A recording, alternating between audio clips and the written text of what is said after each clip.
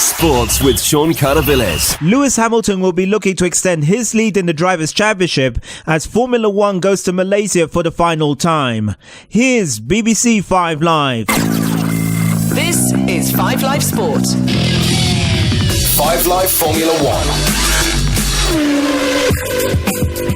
Here comes Hamilton, he remains in fifth at best at the start of the Grand Prix tomorrow for Lewis Hamilton.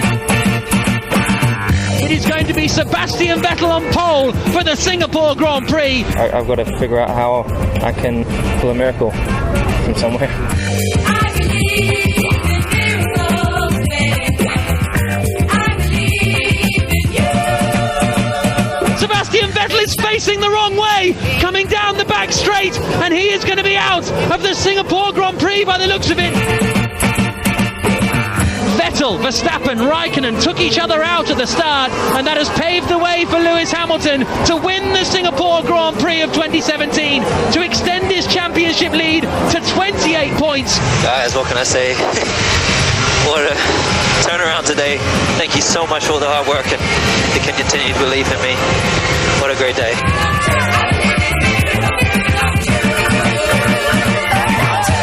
Well, Lewis Hamilton said he needed a miracle at the Singapore Grand Prix 2 weeks ago, and when Sebastian Vettel crashed out within the first 5 seconds of the race, taking Verstappen and Raikkonen with him, Hamilton got exactly what he needed and was able to disappear up the road for an easy win.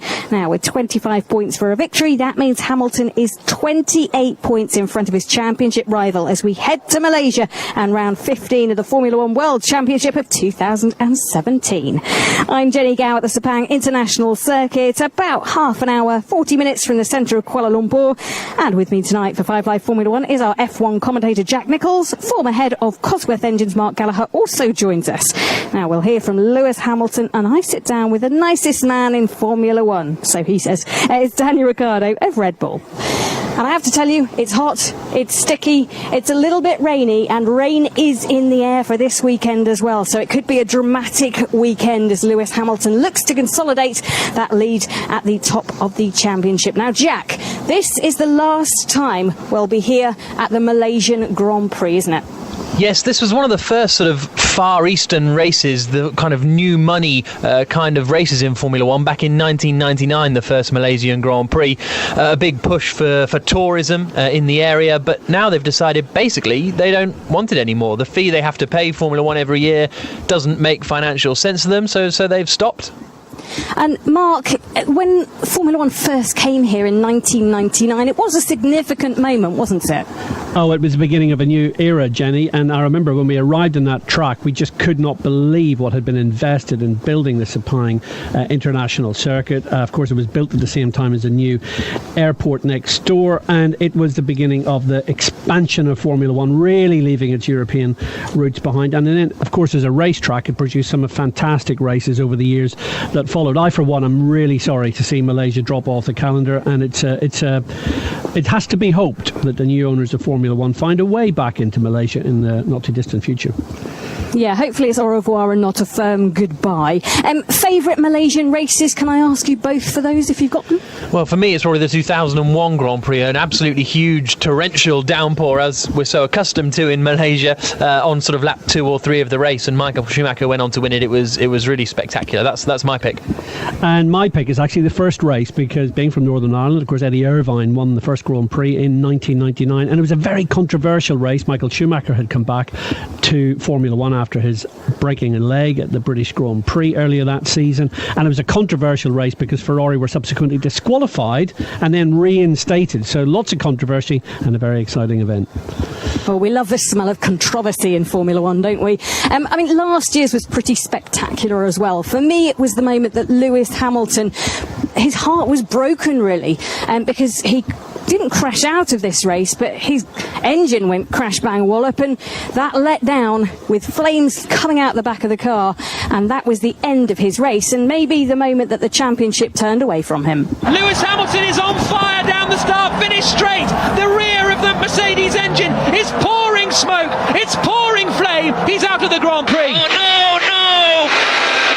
So So that was Lewis Hamilton here last year, and Jack, he will be desperately hoping there's no repeat of that incident. Well, and Sebastian Vettel will be hoping there is, quite frankly, because Vettel's retirement in Singapore, as you mentioned, means that Hamilton's lead at the top of the championship is now 28 points. You get 25 points for a race victory, so Vettel really needs a big swing back in his favour, because up until now they'd been sort of neck and neck, 3 points here, 10 points there, but now it's up to 28, the biggest gap of the season so far, and Hamilton in front with a string of Grand Prix where he looks so strong. I mean, he was superb here last year until his engine let go. Now he's just got to try and consolidate the rest of the season, really. He has indeed got to do that. The sun just beginning to set here in Malaysia as the rain begins to come down a little bit heavier as well. But rain isn't particularly what I think either Vettel or Hamilton want, really, is it? Not really. I think, drivers want to avoid bad conditions. Goodness knows we know that after Singapore. And of course, in Malaysia, you can get these torrential downpours, and that could really, really affect the race this weekend. And when they happen, my goodness, it's of biblical proportions. But I agree with you, Jenny. I think Lewis Hamilton he's in amazing form at the moment. He is looking in such strong shape. It puts a lot of pressure on Sebastian Vettel if the conditions are not perfect. Let's hear from Lewis Hamilton. I think time will tell, but I definitely think it's a very, very positive day. I had no idea that would be such a positive outcome. So I just really have to count my blessings and make sure that I apply myself well this next week, so that I come and hit hard in the next two races. Game on. So that was Lewis Hamilton talking after the race in Singapore, which obviously he was delighted to have won. Hamilton today, positive, forward-thinking, looking ahead to the championship? I think that's all he can afford to do, because he can't get too swamped in that, right, I've got a 28-point lead now, I can relax. He does need to take it, or try and take it at least one race at a time, the sort of mantra we heard from Nico Rosberg last year, because especially here in Malaysia, it's not going to be, I don't think, as much of a battle on his hands as it was in Singapore. Singapore, he was almost guaranteed to leave there not leading the championship. That looked almost certain, because Vettel was starting on pole, Hamilton was starting back in fifth. I don't think we're going to see that same kind of struggle this weekend for Hamilton. Certainly he'll be hoping not at a circuit he's done well at in the past. Although having said that, Sebastian Vettel has the most wins here of any driver, 4 victories in Kuala Lumpur, including his first for Ferrari, which was sort of an upset against the Mercedes. So it's an interesting weekend, but Hamilton just has to do the job now and finish it off for the rest of the year, because the races are going to come thick and fast. And Mark, when it comes to what Mercedes need to do to try and help Hamilton to that, what would be their answer? Well, actually, Toto Wolff's already given the answer. He said they just cannot back off even slightly. That 28-point lead sounds impressive, but there's 25 points for a win, and the pendulum could so easily swing the other way. And of course, if Hamilton was to have a non-finish, as happened last year, we could have a very different perspective on this championship come Sunday evening. It's interesting, this time of year Lewis Hamilton often does a bit more media. He was on Jonathan Ross show, he's done a big interview in America as well, kind of trying to give people an insight into him. I mean, psychologically, how much of his profile and what he does away from the track do you think influences what he does at the track? Well, we've questioned it for many, many years, and it doesn't really yet seem to make any difference. I think if we were going to see it, though, it would be this year, because the last couple of years he's had the measure of Rosberg. Okay, he didn't win the championship last year, but in I don't think any of that could be put down to his sort of jet-setty lifestyle. But I think until now, Mark, we haven't seen it affect his abilities until maybe now he's in this head-to-head fight. I don't know. I mean, I think actually whenever we're talking about it between ourselves, there's a general view that this works for Lewis Hamilton. He actually loves getting away from the Formula One scene, enjoying himself, going to those fashion shows in New York, appearing on those television chat shows, and it seems to just get his mind away from the day job, and then when he comes back to it, he comes back full force, re-energised, and, well, my goodness, he's been in emphatic form in recent races, and it's difficult to see him being easily beaten by Sebastian Vettel. It's amazing the turnaround after the first half of the season, where he was off the pace in 4 races, didn't really look like he had it all together, and then after the summer break, bang, Monza, Spa, Singapore, all incredible victories, and he is in a real good form. I think you're absolutely right, and I think actually time will probably tell, but it looked very much like when the Mercedes car wasn't quite sorted, he was pushing it beyond its limits, sometimes not having a great weekend. Mercedes have gotten top of that kind of knife edge performance that they get out of the car on these tyres, and now Lewis has just pulled away, and you'd have to say he's shown a pretty clean pair of heels to teammate Valtteri Bottas in doing so. Yeah, absolutely. And there's no sign of things letting up either. We get into a really heavy period of racing now, don't we?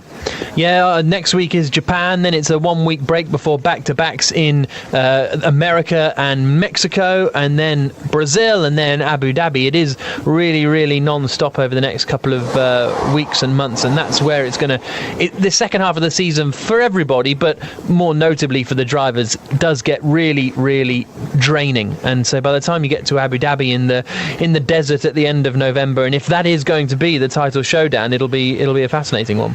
Well, Sebastian Vettel spent a long time out the back of his Ferrari garage just chatting to one of his engineers. He's looking like he's got a little new haircut. He's looking very cool, calm and relaxed. And after the drama of Singapore a couple of weeks ago where he was taken or took himself out of the running at the very first turn, I wonder if things have settled down and how he's feeling ahead of this race. You know, what can you do? Obviously, the lights went off. We did our start. Everyone was trying to do sort of his start, and then with the way it happened, it ended up pretty bad for all three of us, and that was it. Yeah, not much you can do. I think it's part of racing. It's also not the first time, I'm in a situation like this. Probably will not be the last time. You're not hoping for it to happen again, but I think it's part of racing. These things, they happen. So not much you can do, and therefore not much point to try and look at them again and again. I think it's much more... Your time and your energy is more well spent looking forward. Looking at it now, obviously, there's been one race where we didn't finish. Certainly it didn't help that Lewis scored a lot of points, but that's the way it goes. I think certainly would have all three loved to have a different race. Championship, yes or no, but first we want to race, and that's what we set out to do in Singapore, and all three of us didn't get very far. I'm pretty sure. I can't promise you now or say to you now what will be in my mind on Sunday when I leave the grid, but normally I never thought about the last race, so I'm pretty sure I'll be focused upon, see what I can do on that very start on Sunday. So, the question is, has Vettel blown it? Yeah. I would say yeah. I mean, you don't really know what's going to happen in the rest of the season, but if we have a sort of, let's say, normal rest of the... Singapore was a massive turning point, whatever happens. And for me, I don't understand. And Vettel, even in, when we just heard him speak there, he's just saying, these things happen. It's not the first time it's happened, not the last time it's happened. Well, don't get it, especially if Hamilton was alongside him, right, at the start of the Grand Prix. Vettel's in first, Hamilton's second. Hamilton's about to overtake, and Vettel comes across, and then there's a crash. I can see why he's doing it. He was starting first. Hamilton was starting fifth. If Vettel got to turn one, he would he would take the lead of the championship. If he finished first, second, third in the Singapore Grand Prix, he would take the lead of the championship. All he had to do was get to the first corner, and now he's 28 points behind. It's nuts. I completely agree with you, Jack. And the really amazing thing about that crash in Singapore was none of the drivers had ever raced in those conditions. There was so much risk already in play, and Vettel then took that massive kind of Schumacher chop across. His hero Michael Schumacher used to be famous for kind of intimidating other drivers. And of course, the deep irony is that Sebastian Vettel did not expect his teammate Kimi Raikkonen to be on the other side of Max Verstappen's Red Bull, and that Ferrari pincer movement took both the Ferraris out, and it was just extraordinary. And you'd have to say it was a championship losing move in the end, and he would like to shrug his shoulders. It was a pretty disastrous outcome. There's now a 102-point gap between Mercedes at the top of the championship and then Ferrari, and I believe that's the first time the Ferraris have ever taken each other out in Formula One history on the first lap, which is quite outrageous.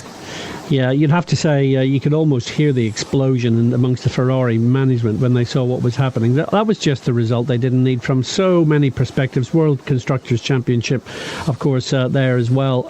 As you say, the gaps then opened up. But, you know, when we saw Lewis Hamilton's power unit fail here in Malaysia a year ago, we felt that was a pivotal moment. Singapore, for Vettel, felt like a pivotal moment in this year's championship. And they are going to need a little bit of luck now to be able to come back as strongly as they need to challenge Lewis Hamilton to the wire in this year's championship. So one man who had a bird's eye position of that first turn incident and what Vettel got up to last time out in Singapore was Daniel Ricciardo of Red Bull. Now, he's a cool, calm guy who's very happy-go-lucky, very smiley, but when he gets behind the steering wheel, he turns into the honey badger. In between the races, last time and this time, he's gone home. He met up with his parents, so I started by asking him what that was like. I arrived Wednesday evening, and I came from Australia. I was home, and I was kind of hoping that home would have acclimated me well, but it was very cold.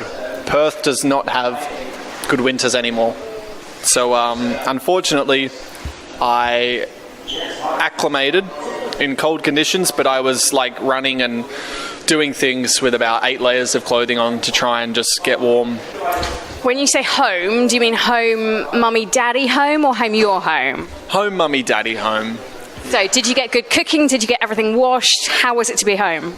I did get everything, yes, all of the above.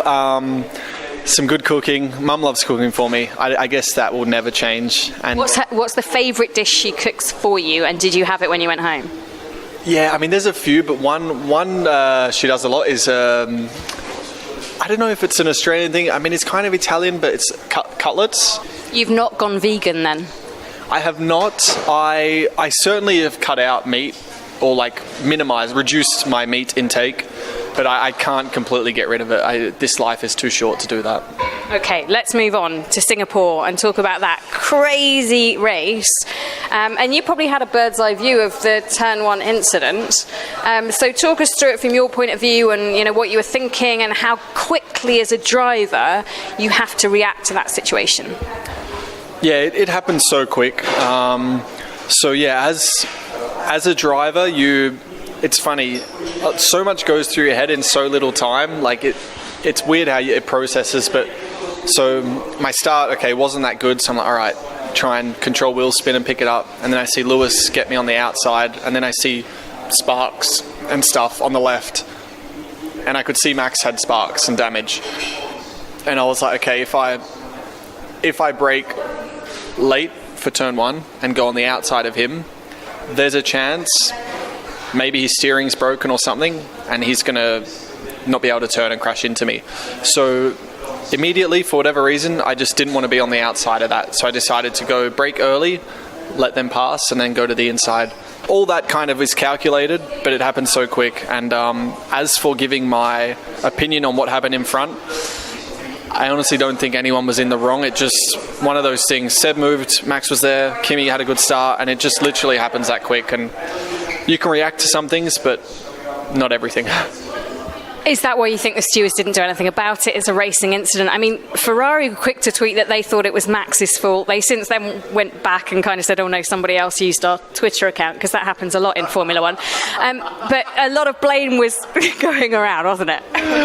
That's why it's never a good idea to do emotional tweets, as I call them. I mean, if you gave me my phone, the minute after me and Max had the incident in Budapest, there would have been some regretful tweets. So don't tweet on emotion or on the spare of the moment. So it was.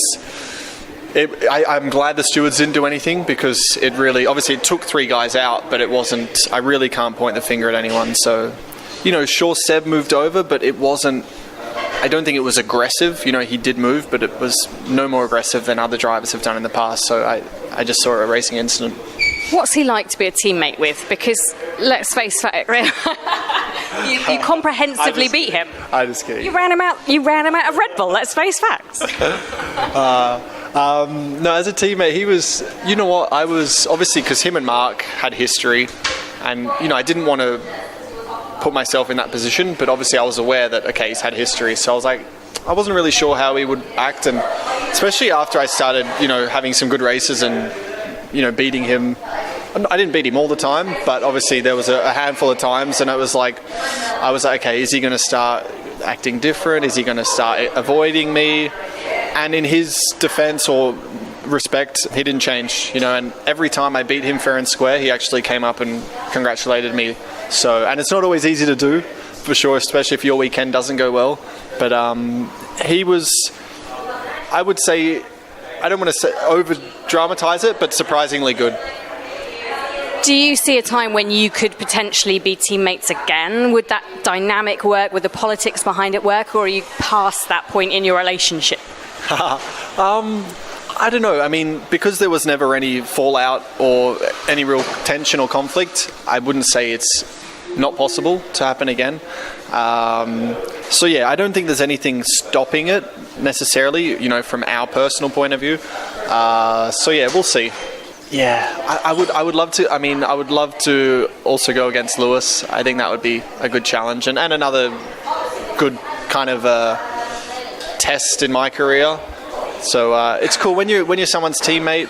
You also see a lot, and you can learn a little bit how they work, how they drive. I don't know. You get little insights, and I've had it with Seb. He was great. I've had it with Max. He's obviously proven to be great. So to see how it works with Lewis would be cool. 2 very quick questions. Will you be a world champion? Yes. And when? Hopefully soon. I mean, look, if I haven't done it by the time I'm 40, then I'm going to say hope is gone. But I've got till then. Okay. And finally, what does a shoey taste like? Devilishly delicious. I'm not sure I believe Daniel Ricciardo and his description of what a shoey tastes like. If he offered you a shoey, Mark and Jack, would you take it? If it's cold enough, I think that's the key, isn't it? It's like cheese, isn't it? If the cheese is cold, then the taste isn't there so much. If you've got nice warm cheese, then you're not going to have a good time. You're really describing a painful picture. Cheesy champagne shoes. I have to say, if I was offered one by Daniel Ricciardo, I'd take it because he is... You'd be on a Formula 1 podium for a start. First of all, you'd be standing on a Formula 1 podium, so I would have replaced Christian Horner as team boss. So I'd be thinking about my bank account. I'd be delighted to drink whatever they offered me. But I have to say, I mean, what a star that guy is. And, it cannot be emphasised enough what a unique kind of sports brand he's built around himself. This week, all over social media again, doing some fantastic, pulling some great dance moves, and lots of people talking about him. And then, as you say, Jen, once you put him behind the wheel of a car, everyone likes to talk about Max Verstappen as the great new talent in Formula 1. Daniel Ricciardo has well over twice the points of his teammate. He is so strong, he's so competitive, he's so consistent, and exactly right, he's as good as anyone in Formula 1. But the future for Daniel Ricciardo, I think, is going to be the interesting thing, isn't it? I mean, you spoke about it there, and in especially with the revelation last year that Red Bull might end up potentially with Honda engines in 2019 going forwards. I think he's a man with a lot of decisions to make, and a lot of needs a long-term vision of his future. Well, he said there in the interview, didn't he, that he'd quite like to partner Vettel again, and he'd quite like to partner Hamilton, because you learn from every single teammate that you have. And I think a combination of him and Hamilton, whilst I feel like it's unlikely, it would be fascinating to see, wouldn't it? Well, you know what? It would be fascinating to see, but I'm going to take a slightly different view on this. I think that Max Verstappen and perhaps his management have it within themselves to do something a little bit crazy, pull him away from the Red Bull program, put him into Ferrari maybe too early, that kind of a move. And Daniel Ricciardo may find that he ends up being central to Red Bull Racing's long-term plans. He may be the incumbent there for quite a while. So I think the Verstappen camp, they're so ambitious for what they want to achieve, and I could, knowing a little bit about the personalities in there, I could see that becoming maybe even acrimonious in the long term, and that's me making a big judgment on it. And so Daniel Ricciardo, yes, he could go to Ferrari, but actually I think in the medium to long term I could see him staying at Red Bull Racing and really benefiting from the rebuilding of that team under their next engine supplier, whoever that may be. Mark, you do know a thing or two about engines. If Red Bull do, as we suspect, end up with Honda, are they in trouble? Is that going to, see Ricciardo and Verstappen trying to get out? it looks like a nightmare at the moment, doesn't it? I mean, why would you want to put a Honda engine in? But of course, the great thing is that Red Bull as a group have got Toro Rosso, who are going to do all that development on the Honda engine next year. We're going to see pretty quickly whether Red Bull is the company to turn Honda's fortunes around, and if they are able to do that, then a Red Bull Honda could be a great place to be in the future. Of course, we also know that Red Bull have other options coming along in terms of other manufacturers looking to come into Formula One, and this week's news about Aston Martin becoming their title sponsor. So I don't think all is lost, and if I may say so, I think if Renault have told Red Bull that they're going to part company with them at the end of 2018, I think it's a little bit like when you're planning to break up with someone and actually they make the first move. I suspect Red Bull are delighted, because the future for Red Bull in Formula One is not with Renault. Renault have their own works team now, and actually that relationship has been on a slippery slope for some years. So what do you make of the Aston Martin? The boss Andy Palmer has said, maybe we'll look at building a Formula One engine in 2021 when there's new engine regulations. Do you see that as a viable option for the company? It's completely a viable option, and again, Andy Palmer, one of the few chief executives in business to be on social media. You read his comments. He's such a big fan of Formula One. Of course, he brought Infinity to Red Bull Racing as a title partner a few years ago. He's now done the same with Aston Martin. They both have a strong relationship with Cosworth, who are doing the V12 engine for the Red Bull designed Aston Martin Valkyrie supercar that's coming out next season. So it's not the work of a genius to see that Aston Martin, Cosworth and Red Bull may well combine to create a new engine for 2021. Of course, the question then is what happens in that intervening 3 years, 20, or a couple of years, 19 and 20 particularly, if Red Bull Racing do indeed end up with all their eggs in one basket at Honda. And that's the thing, to bring it back to Ricciardo, is, he's in his sort of mid-20s now. Is he going to sit around and wait until maybe Red Bull are great in 2021? Is he going to sit around when they're having some poor years? He said he'd be there till he was 40. Well, then there we go. One, There's chasing your a answer. title. So with Red Bull. One thing I'll say about the Honda situation is this: through all the discussions, and we had those announcements, of course, in Singapore, which we've talked a great deal about. The thing that is most needed to turn Honda around is to pull together the relationship between the top individuals, to get the communications flowing, to get Honda and Red Bull working together in the same mentality. And if Red Bull can find a trick to that, which clearly McLaren didn't, that's going to be the unlocking of Honda. Honda is not a technical problem, Honda is a relationship problem. Now, we've heard from Hamilton and Vettel already, and from Daniel Ricciardo at Red Bull, but we've got plenty more coming up, including speaking to Toro Rosso's newest driver. Yes, you heard that right. They have a new driver for this weekend, and a man who could be a Ferrari protege in years to come. Maybe he is already, some would say. That's all on the way. But first of all, we're here in the paddock in Malaysia at the Sepang International Circuit. And we've come out to the pit lane to have a little look around what's going on at the moment. And I've met up with Chris Medland, F1 journalist. And Chris, I always love it at this time of the year because most people have started to leave, they're leaving already, and you get to come out and have a little look at all the gantries and where the engineers sit during a race. And it's fascinating because they've got so many screens and knobs and buttons and seats and all sorts of things going on in front of them. Yeah, it's quite cool at the start of the weekend when all setup's finished, really. The place is ready for Friday and track running, but it's not happened yet, and it's almost...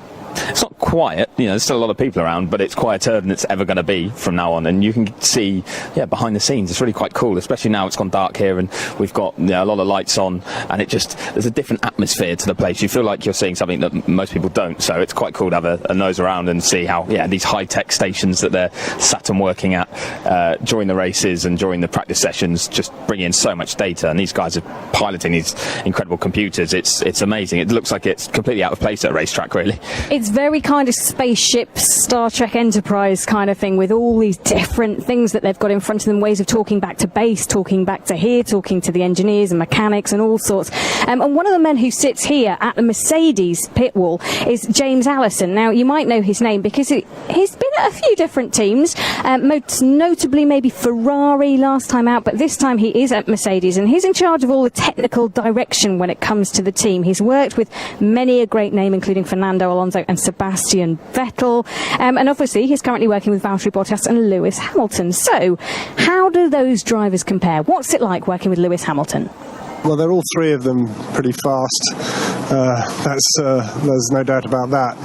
You know, you can indulge all you like the idea of sort of thinking who would be fastest, who would, if you line them all up in the same car, but that doesn't tend to happen. All you can say is that in his rookie year, Lewis did pretty well against Fernando.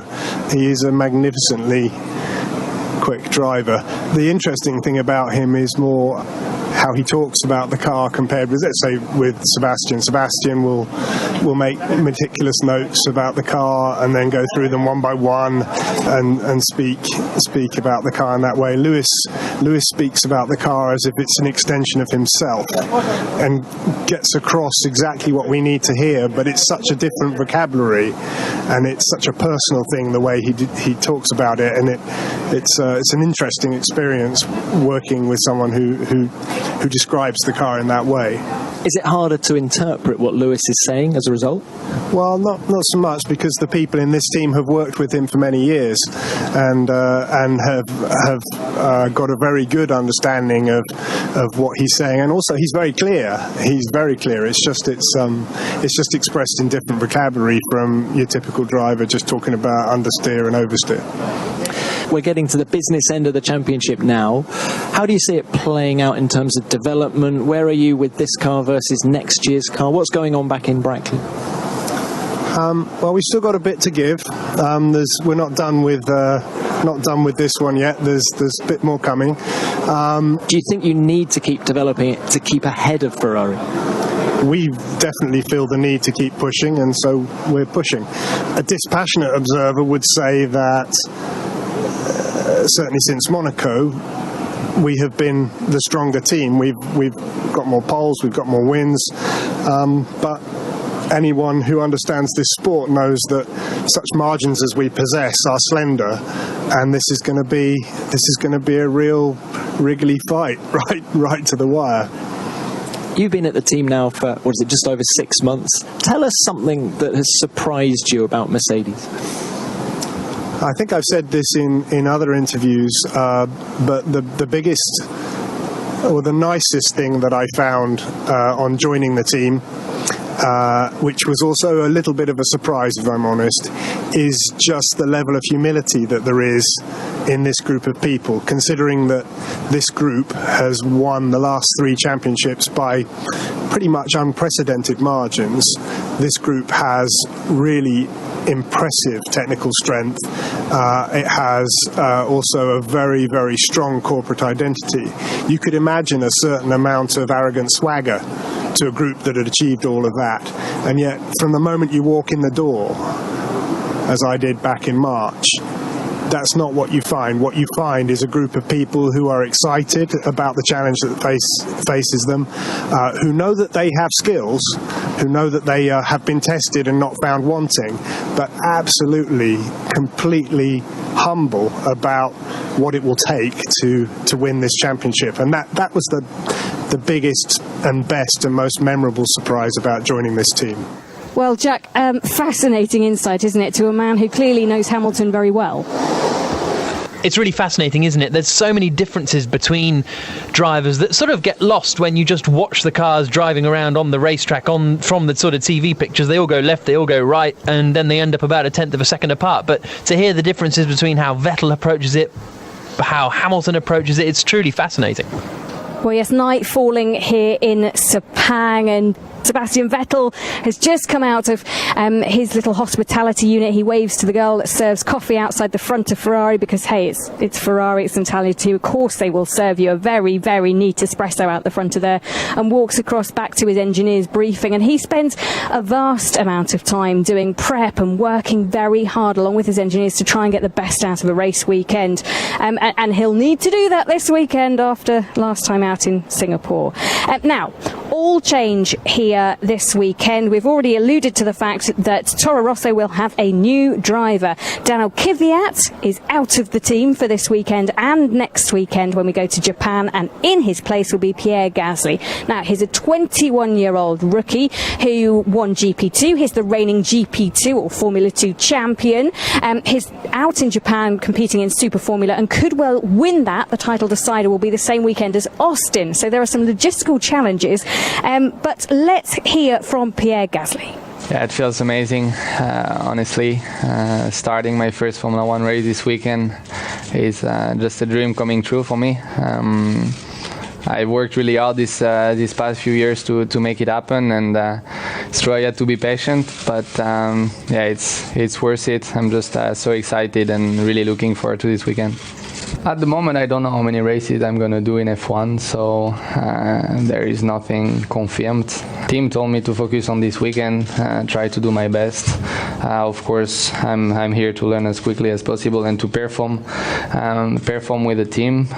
But at the moment, I think I need to take each session at a time, and then we will see where we are. But for me, I take it. I'm really excited about it. I've been dreaming about this weekend so many times, and it's finally happening. So I'm just excited. I'm also a big competitor, so of course I want to do well, but then also need to be objective. Coming with six races to go, for me, there will be many things to learn, and I'm just gonna try to do my best to learn as quickly as possible.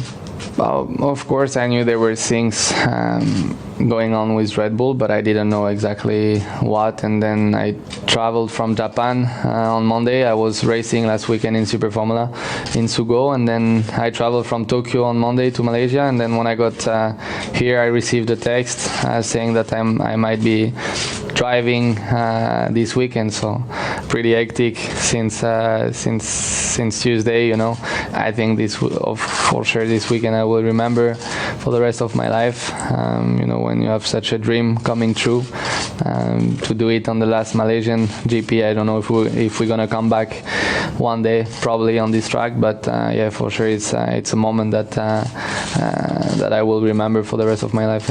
So, new guy at Toro Rosso, all change there. Kvyat will be out at least for the next 2 races. In his place will be Frenchman, 21-year-old Pierre Gasly, who's currently racing out in Japan in Super Formula. His GP2 champion. Is he good enough to be in Formula One, Jack?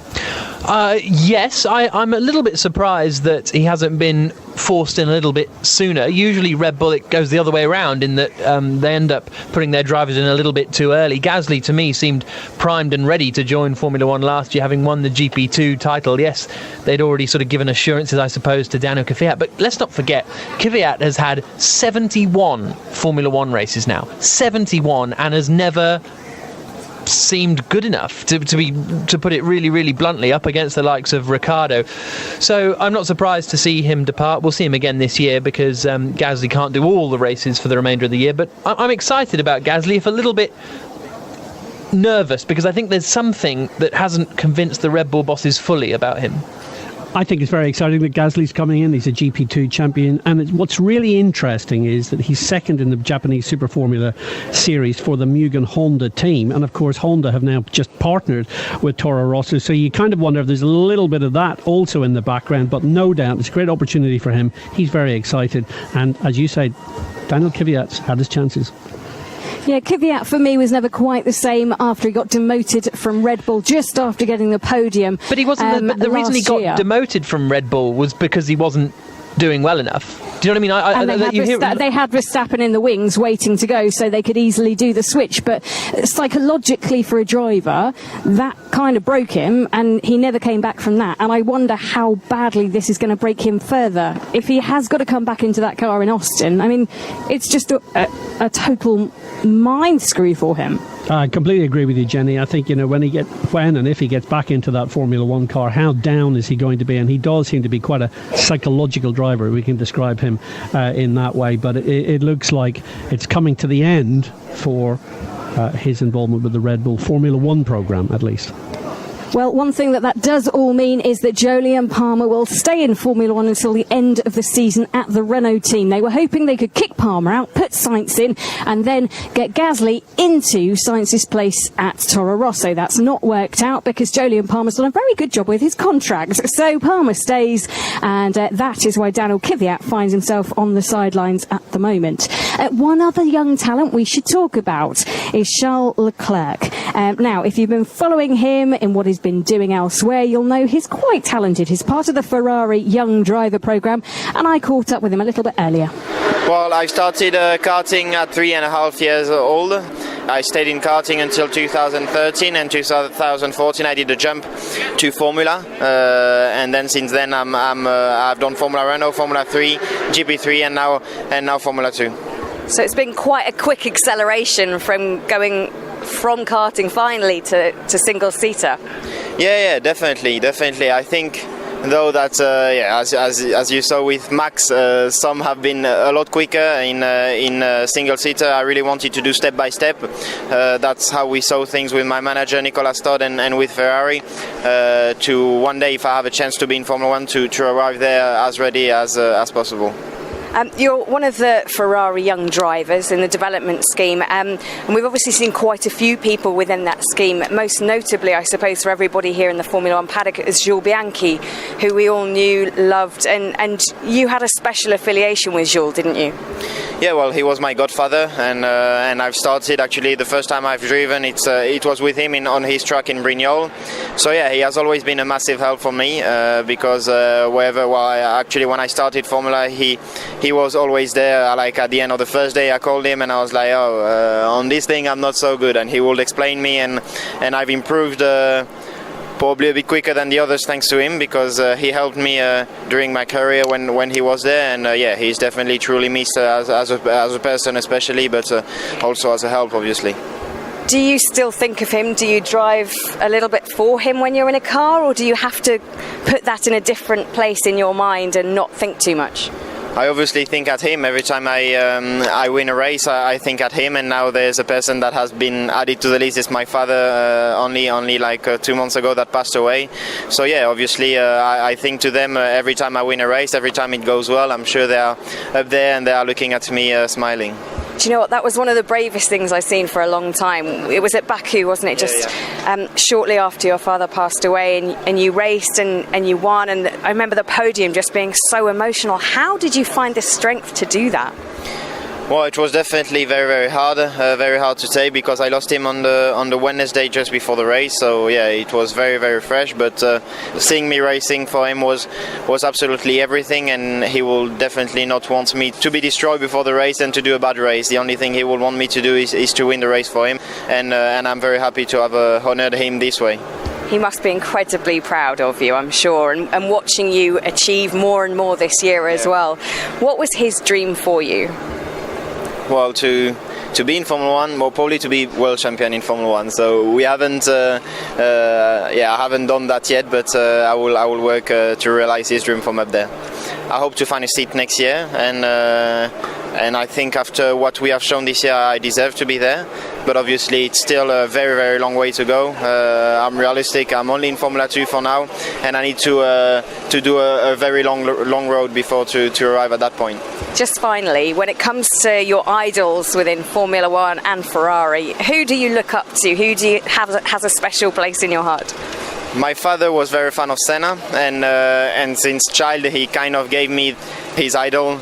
I've interested myself also in his career by reading books and watching his movie. So yeah, I will probably Senna was an inspiration. Then at the moment I don't really have any idols. I think at the age of 12 I have a bit changed my mind, and I think until 12 I wanted to be someone, and from 12 I've understood that there's no two persons the same, so I'm just trying to work on myself and be the best of myself. So guys, Leclerc, what do you think of him? I think he's a very exciting talent. It is always quite difficult to tell in lower Formula, because he's romping away in the Formula 2 championship, the step below Formula 1, but you never know how good the crop of guys are around him. So I think it's very exciting. It's going to be great to see what he can do, and hopefully he's going to get a Formula 1 seat in the future. Maybe next year at Sauber potentially is the rumour. That's where he could end up. But a very exciting young driver. Yeah, I think being GP3 champion and now leading the Formula 2 series, clearly the talent is there. So I think for Charles Leclerc, this opportunity to get into a Formula One car, it's going to be emotional as well as the achievement that he's been looking for. Yeah, the helmet he's been using as well is dedicated to his father. I think it's a replica of his father's helmet. So he's definitely one to watch out for, and we'll keep across that in his practice sessions as he goes through the rest of the season, because he's got a few of them starting here this weekend. Now, the reason I bumped into Chris Medland in the pit lane was because I wanted to talk to you about the driver market going forward. So we've heard from Gasly, we've already heard obviously from Leclerc, who is a protege but maybe not quite ready yet for a big seat. But we're stood here at the front of Red Bull Racing. Christian Horner's just having a nice, I think, spaghetti with chicken, and he sat talking to a couple of journalists, and there is a feeling that the driver market's about to get exciting. So I wanted to know what you think could be the big moves coming our way. Well, I think one that is pretty nailed on, probably for 2019, if things go the way we're expecting, especially with Leclerc, will be him in a Ferrari. I think 2019 would be the right time. A year at Sauber next year to sort of understand it. I think he'll be in there, do 2018 with Sauber. Then it's time for Kimi to move on. Leclerc steps up. It's been time for Kimi to move on for quite a while. I think we should leave Christian Horner to have his dinner. Let's walk and talk and see who else we can find along the way. But yes, so Kimi Räikkönen finally leaves at the end of next year. Yes, I think you've moved us away from Christian because we're going to talk about his drivers, haven't you? Yeah, you sensed that, didn't you? Yeah, I think Kimi goes at the end of next year. He seems happy just taking one-year deals, but Ferrari needs someone more long-term. And I think Seb would be happy with a young Ferrari protege. He's coming back out now, but I don't think he'll talk to us about it straight away. He did speak about Charles Leclerc earlier, though, and said how impressive he was. He said his speed is really, really impressive this year.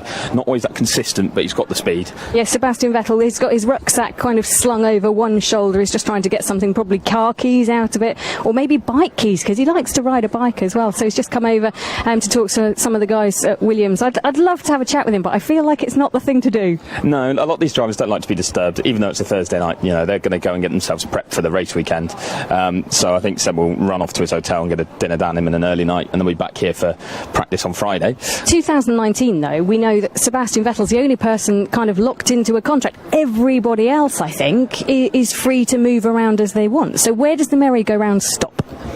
Well, I think with Red Bull, they will be looking to stick with what they've got, and I think they've got a good chance of doing that. They just need to get a race-winning car, and we know they can produce it. So I think I can't see a Red Bull McLaren situation happening in the sense of them dropping to the back of the grid and potentially losing a star driver. I think Red Bull will always be close to the sharp end.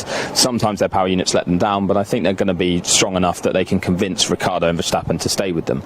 I think the big one is Mercedes, because Bottas still needs to obviously convince them to keep him more long term. There's obviously a reason they haven't done that so far, and he's only got a one-year deal. Lewis has talked about the fact that he's now willing to talk about an extension, but at other times he talks about wanting to retire. So I think that will probably delay things a little bit, and the longer that Lewis is kind of umming and ahhing over what he wants to do might just mean that Mercedes have some talks with some other drivers, your Ricciardos, your Verstappens, and while they're doing that, then it can unsettle some things. So that will keep things in limbo. And we've seen this year, you know, it wasn't until after the summer break that we were really getting things firming up, and I think it'll be even later when it gets to next year.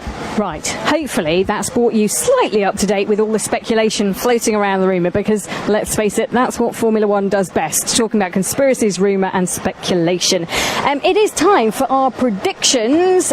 Chris, before we hear from the boys, what's your prediction for the race win this weekend? I'm going to go with Sebastian Vettel. He stood next to us, it's unsurprising. Jack and Mark, what do you think? I can't see past Hamilton here, considering the pace he showed last year in Malaysia to really romp away. I can't really see him being beat, even though I think for the championship a Vettel win would be better. Yeah, and I'm actually going to go for Sebastian Vettel. He took a surprising win here 2 years ago. James Allison described it as a remarkable achievement, because I think for Ferrari it had been a tough call up until that moment. But Vettel's won here before, and I think he's going to be coming back like a rocket this weekend in Sepang. Yeah, it's a difficult one to pick, isn't it, when it comes to predictions, because Hamilton's got the most amount of pole positions here and Vettel's got the most amount of wins here. So it depends which way so you go skin for someone the cat, else, as they Jenny. say. No, that would be madness. Guys, thanks so much for joining us. Sports with Sean Caravilles.